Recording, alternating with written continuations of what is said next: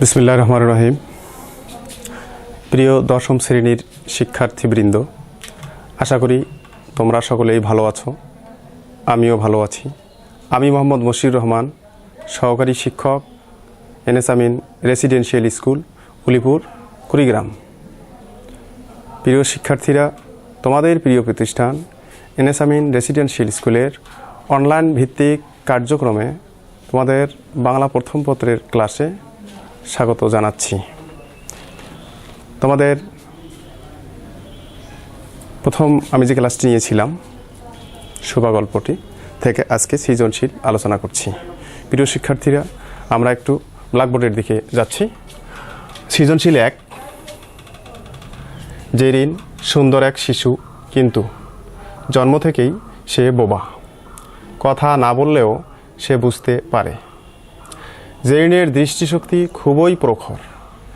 বোবা মেয়েটি যখন বাড়ির বাইরে আসে, প্রতিবেশীরা তার প্রতি খারাপ ব্যবহার দেখায়। জেরিন বলে চিৎকার করে। সবাই এতে আরও মজা পায়। সে এতে কষ্ট পায়, মানুষের সামনে যেতে ভয় পায়। সে অন্য শিশুদের মতো বাঁচতে চায়।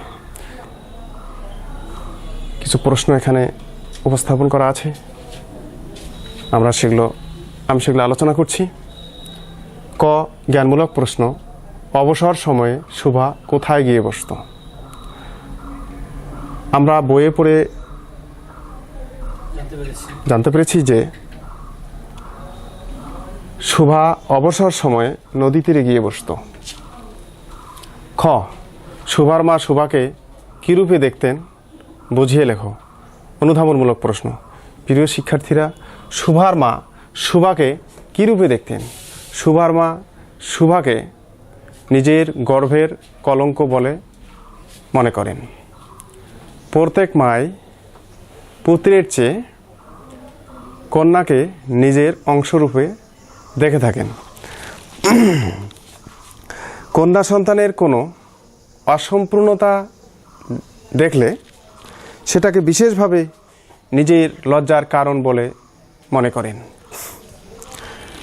তাই শোভার মা শোভাকে নিজের গর্ভের কলঙ্ক বিবেচনা করে তার প্রতি যথেষ্ট বিরক্ত ছিলেন। প্রিয় শিক্ষার্থীরা, আমরা এখন প্রয়োগমূলক প্রশ্নটা দেখছি। উদ্দীপকের জেরিন শোভা গল্পের কোন চরিত্রের প্রতিনিধি আলোকপাত করো? উদ্দীপকের জেরিন শোভা গল্পের কোন চরিত্রের প্রতিনিধি? শারীরিক প্রতিবন্ধকতা এবং এর কারণে অবমাননার শিকার হওয়ার দিক থেকে উদ্দীপকের জেরিন শোভা গল্পের শোভা চরিত্রটির প্রতিনিধিত্ব করে। রবীন্দ্রনাথ ঠাকুর রচিত শোভা গল্পের কেন্দ্রীয় চরিত্র শোভা।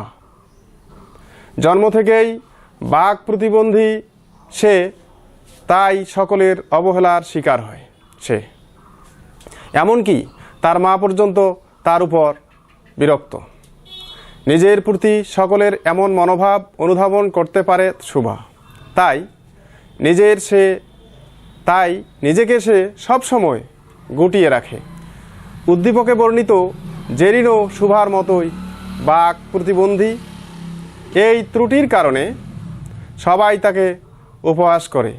মানুষ হিসেবে যথাযোগ্য মূল্যায়ন সে পায় না। তাই সে মানুষের সামনে নিজেকে প্রকাশ করতে স্বাচ্ছন্দ্য বোধ করে না। প্রিয় শিক্ষার্থী, আমি প্রয়োগমূলক প্রশ্নটি আলোচনা করলাম। এখন ঘ, উচ্চতা দক্ষতামূলক প্রশ্নটি আলোচনা করছি। শোভা ও জেরিনের মতো সুবিধা বঞ্চিতদের জন্য আমাদের কি দায়িত্ব রয়েছে বিশ্লেষণ করো। শোভা ও জেরিনের মতো সুবিধাবঞ্চিতদের সুষ্ঠু বিকাশের জন্য উপযুক্ত সমাজ গঠনে ভূমিকা রাখা আমাদের সবার দায়িত্ব। রবীন্দ্রনাথ ঠাকুর রচিত শোভা গল্পে বর্ণিত শোভা বাক প্রতিবন্ধী এক গ্রাম্য কিশোরী। শারীরিক এই ত্রুটির কারণে সে সবার কাছে অবহেলার শিকার হয়। এমনকি নিজের মাও তাকে গর্ভের কলঙ্ক বলে মনে করেন। শুভা বুঝতে পারে সবাই তাকে বোঝা বলে ধরে নিয়েছে। উদ্দীপকে বর্ণিত জেরিনের জীবন ও প্রতিবন্ধকতার শিকার। উদ্দীপকে বর্ণিত জেরিনের জীবন ও প্রতিবন্ধকতার শিকার। জন্ম থেকেই সে বোবা, এ কারণে সমবয়সীদের উপহাসের পাত্র হয় সে। সুন্দর জীবনের প্রত্যাশী জেরিনের জীবনও তাই আধারে ঢাকা। গল্পের শুভা ও উদ্দীপকের জেরিন উভয়ের ক্ষেত্রেই আমরা মানুষের নিষ্ঠুর আচরণের স্বরূপ দেখতে পাই। অথচ আমাদের বোঝা উচিত যে প্রতিবন্ধকতার আশ্রয়ে যারা আবদ্ধ, প্রতিবন্ধীরা সমাজের বোঝা নয়। সঠিক সুযোগ পেলে তারাও দেশের সম্পদে পরিণত হতে পারবে। মানুষ হিসেবে তাদের যথাযথ মূল্যায়ন করতে হবে।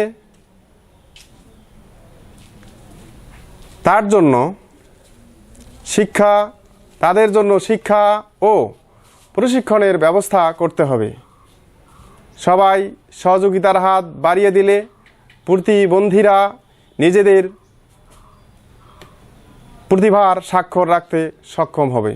প্রিয় শিক্ষার্থীরা, উচ্চতা দক্ষতামূলক প্রশ্নটি আমি আলোচনা করলাম। এবার আমরা দ্বিতীয় সৃজনশীলটি আলোচনা করছি। সৃজনশীল 2, মাহারা সন্তান রেবা। রেবার বাবা জন্মের আগেই মারা গেছে। সে মানুষ হচ্ছে এক পিসিমার বাড়িতে। বয়স মাত্র 10 বছর, কিন্তু এ বয়সেই সব রকম কাজ করতে পারে সে। তাকে সব রকম কাজই করতে হয়। লোকে অবশ্য বলে যোগেনবাবু মহৎ লোক বলেই বোবা মেয়েটিকে আশ্রয় দিয়েছেন। উদ্দীপকের আলোকে প্রশ্নগুলো আলোচনা করছি। জ্ঞানমূলক প্রশ্ন। শুভার বাবার নাম কি? শুভার বাবার নাম গল্পে পড়েছি বাণীকণ্ঠ। এবার আসি অনুধাবনমূলক প্রশ্ন। খ, সে ভাষা বিশিষ্ট জীব কার সম্পর্কে বলা হয়েছে? সে ভাষা বিশিষ্ট জীব কথাটি শুভার সঙ্গী প্রতাপ সম্পর্কে বলা হয়েছে। শুভার গুটি কয়েক সঙ্গীর মধ্যে প্রতাপই একমাত্র কথা বলতে পারে। সেই প্রসঙ্গে লেখক উক্তিটি বলেছেন, শুভা কথা বলতে পারে না। পরিবার ও প্রতিবেশীদের কাছ থেকে সে নিজেকে দূরে সরিয়ে দেয়।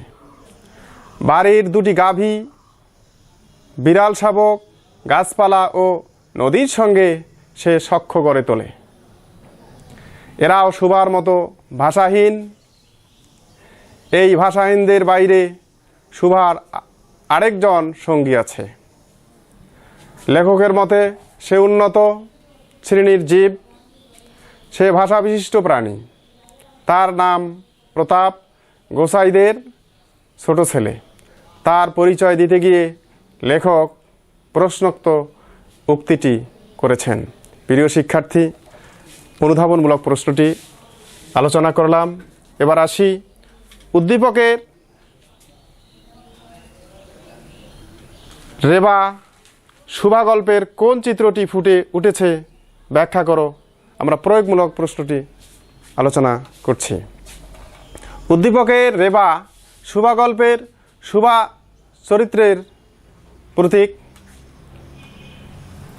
আমাদের সমাজে অনেক মানুষ আছে যারা শারীরিক ও মানসিকভাবে সুবিধাবঞ্চিত।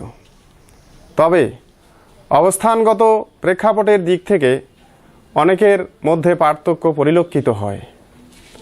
আমাদের সবার উচিত তাদের প্রতি সহমর্মিতা প্রদর্শন করা। উদ্দীপকের রেবা সুবিধাবঞ্চিত শিশু। সে কথা বলতে পারে না।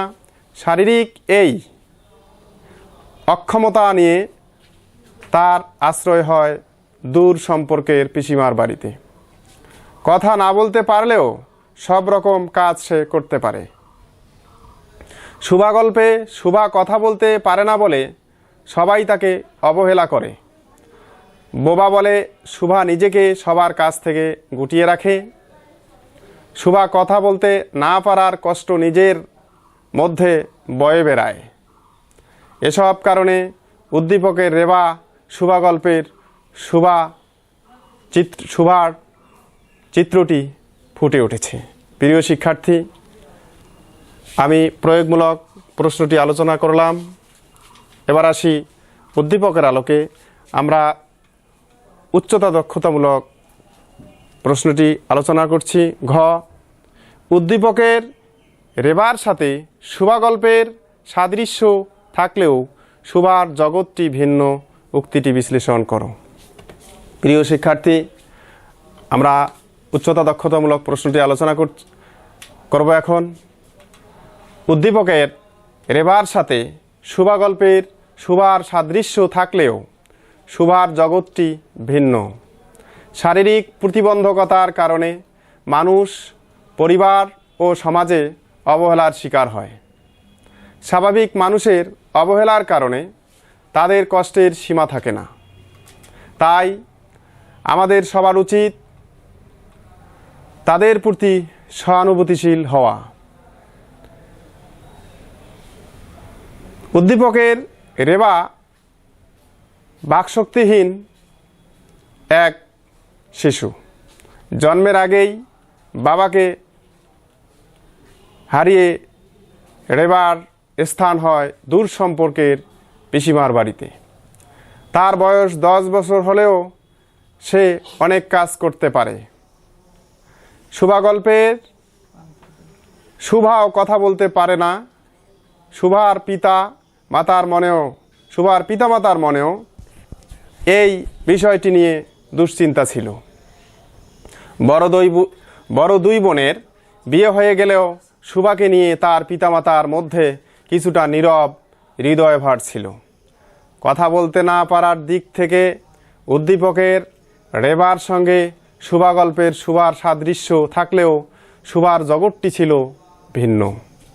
কারণ রেবা বড় হয়েছে পিসিমার আশ্রয়ে, সেখানে তাকে কষ্ট সহ্য করতে হয়েছে।